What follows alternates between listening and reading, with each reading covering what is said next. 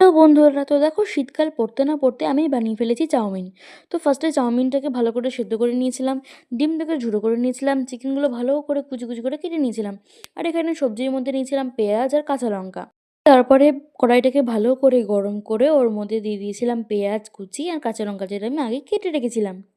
হালকা ব্রাউন হওয়ার পরে ওর মধ্যে অ্যাড করেছিলাম হলুদ। এটা দেওয়ার পরে ভালো করে আমি নাড়াচাড়া করে নিয়েছিলাম, যাতে সবকটার মধ্যে ভালো করে যাতে লেগে থাকে। তারপরে দিয়েছিলাম কুচো করে রাখা চিকেনের টুকরোগুলো। চিকেনটাকে দেওয়ার পরে আরও ভালো করে চারদিকে ভালো করে নাড়াচাড়া করে নিলাম। আর তারপরে দেখো একটা পাত্র দিয়ে উপরে কিন্তু ঢাকা দিয়ে দিয়েছি, যাতে চিকেনটা সেদ্ধ হয়। তারপরে দিয়েছিলাম একটুখানি মিট মশলা। মিট মশলা দেওয়ার পরে আবার ভালোভাবে নাড়াচাড়া করে নিলাম।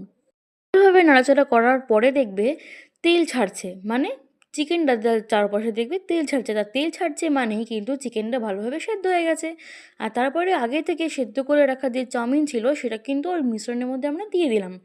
দেওয়ার পরে ভালোভাবে এপিট ওপিট করে উল্টে পাল্টে একসাথে মিশিয়ে নিচ্ছি।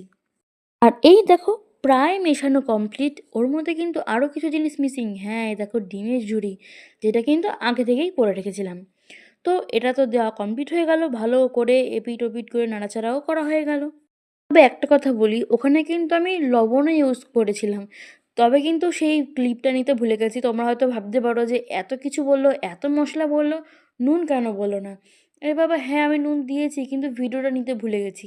তো এই দেখো, সেই কথা বলতে বলতে কিন্তু আমার চিকেন এগ চাউমিন রান্না করা কমপ্লিট। তো আমি মাকে বললাম, মা এতগুলো চাউমিন তুমি একটুখানি বেড়ে দাও। তো এই দেখো, তবে আমরা চিকেনটাকে এনজয় করে খেয়েছিলাম। টাটা।